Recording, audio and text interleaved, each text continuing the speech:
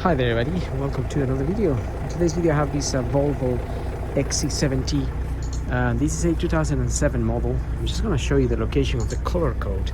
So in this case scenario, if you go to the back door here, driver's side here in the UK, and if you look down here, you'll find this little black sticker there, and the color code in this case scenario will be 426.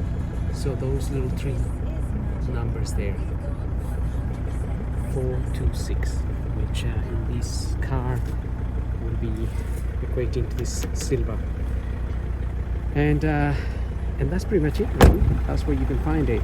In some other Volvos or even the same XC70 like this one, you might find it on a metal placard, but mine doesn't have that metal placard, or I can't find it, so you can find it there in any case.